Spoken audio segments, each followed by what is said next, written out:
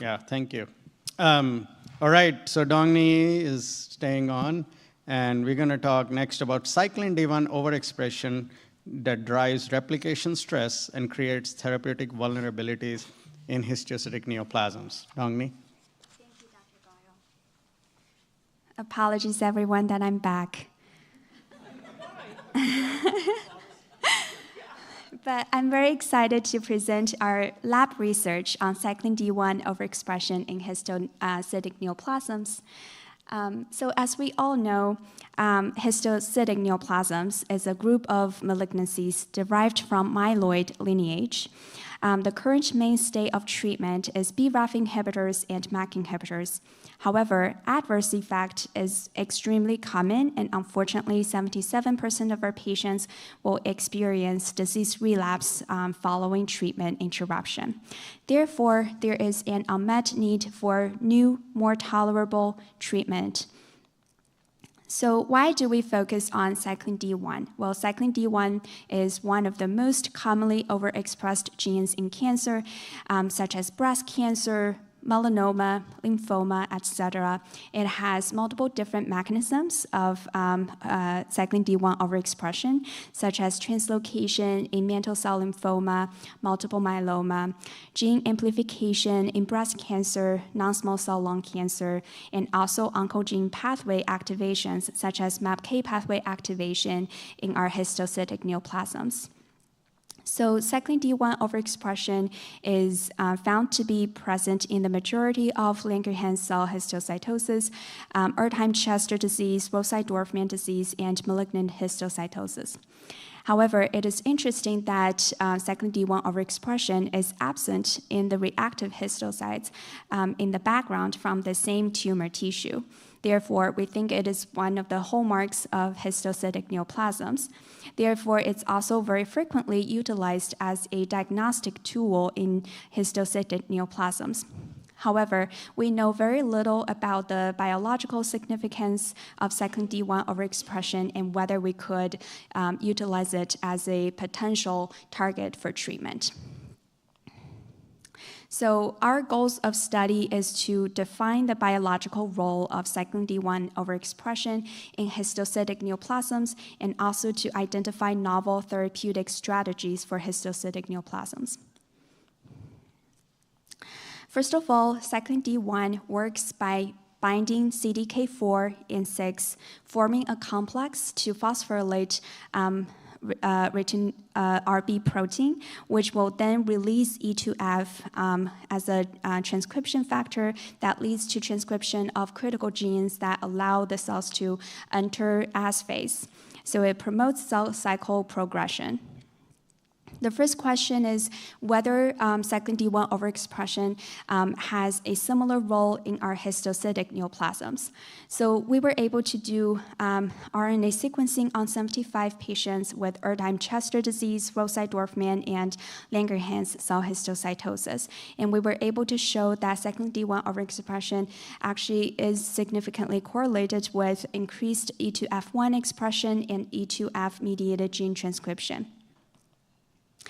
The first challenge to further investigate into this disease is that we don't have existing cell line models. To solve that challenge, we selected a cell line called THP1, which is a monocyte cell line derived from the peripheral blood of an acute monocytic leukemia patient. The reason we selected this cell line is because, first of all, it is from the same lineage, which is myeloid, as histiocytic neoplasms, and it also has a low intrinsic expression of Cyclin D1, so that we can use lentiviral system to transduce Cyclin D1 overexpression and also empty vector into the cell line as our negative control. We did the same thing on U937, which is a human myeloid leukemia cell line that is widely used as a model for studying monocytes and macrophages.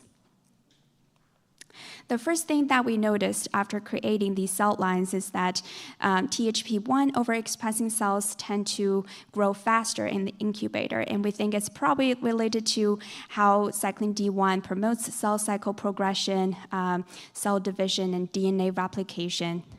So our first question is, if it promotes DNA replication, does it also increase DNA replication stress? So what is replication stress? As we all know, DNA replication is highly accurate. However, the fidelity of this process is constantly stressed by internal and external stresses. And that can cause altered replication fork progression, reduced replication fidelity, and even DNA breaks. And this phenomenon is broadly termed as replication stress. It is an important source of DNA damage and genome instability, and also a hallmark of cancer cells. So what happens when cells are dealing with a higher replication stress? Well, they're more prone to make mistakes and have DNA breaks, including double-strand DNA breaks and single-strand DNA breaks. When double-strand DNA breaks happen, it will activate the ATM-CHEK2 pathway, and ATM will phosphorylate H2AX, generating gamma H2AX to bind to the double-strand DNA breaks.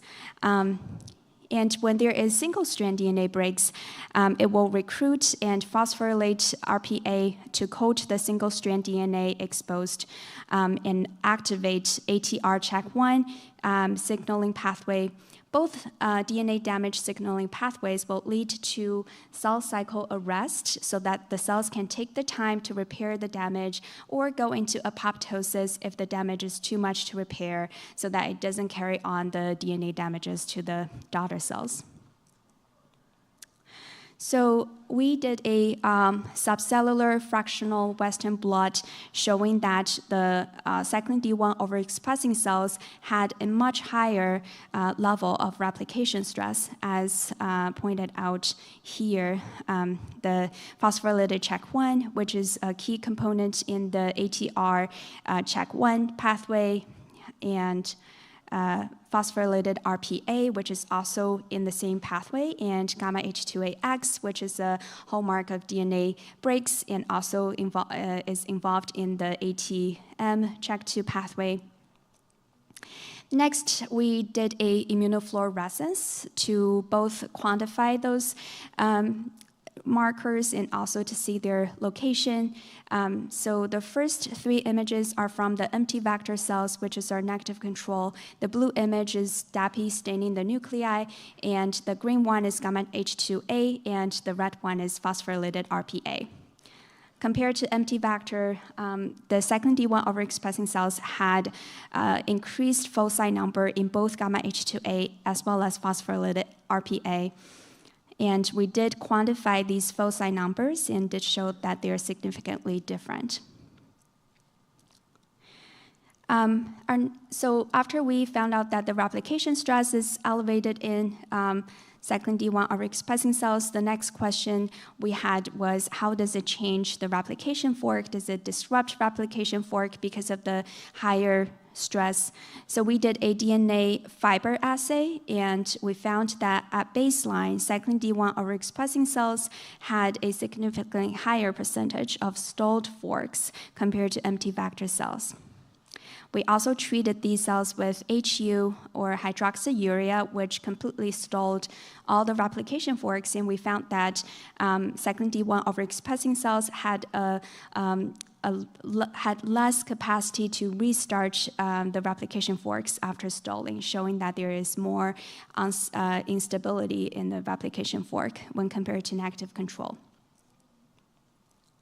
So we now know replication stress is elevated, the fork is disrupted, and the DNA damage signaling pathways are more activated. Then we think, what if we inhibit those pathways? Would it kill these cells with Cyclin D1 overexpression better? So we tested several different agents. The first ones we tested are ATR inhibitors. We tested a few different ATR inhibitors, and all of them showed that Cyclin D1 overexpressing cells had increased sensitivity when compared to the empty vector control. And this is just remind us that this is ATR is one of the key components in the ATR-CHEK1 pathway. We also tried ATM inhibitor, which showed similar findings. And this is in the ATM CHEK2 pathway. And then we checked PARP inhibitor, which is an agent that can further increase the replication stress to overwhelm the cells. And we found that, again, Cyclin D1 overexpressing cells in the green line had better killing compared to empty vector cells. We then combined these treatments, trying to find synergy between any two of them. And we found the most promising synergy between ATR inhibitor and PARP inhibitor with a BLE score at 27, significantly higher than 10, which is the threshold to suggest synergy. We then brought our findings to our in vivo studies. We injected NRG mice with our THP1 cells with Cyclin D1 overexpression subcutaneously to establish the mouse model.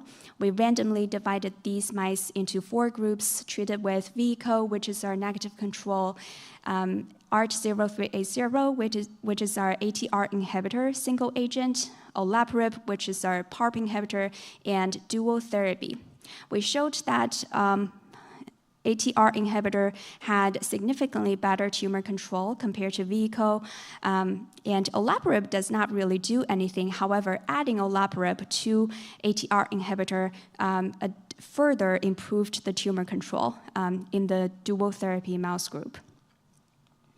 We also have the overall survival data showing that, again, dual therapy showed the most promising tumor control and the overall survival compared to the other groups. In summary, our study showed that Cyclin D1 overexpression increases replication stress in our cell line models, leading to enhanced sensitivity to ATR and PARP inhibition, both in vitro and in vivo. And we're hoping that we will conduct more mechanism studies and also hopefully expand our findings to other hematologic malignancies and even solid tumors with Cyclin D1 overexpression. Many thanks again to my mentors and key collaborators, especially Dr. Go, Dr. Abakun, Dr. Rag, and Dr. Dasari, who are also here with us today. And many thanks to the fundings that we have received during this project. I'm happy to take any questions. Thank you.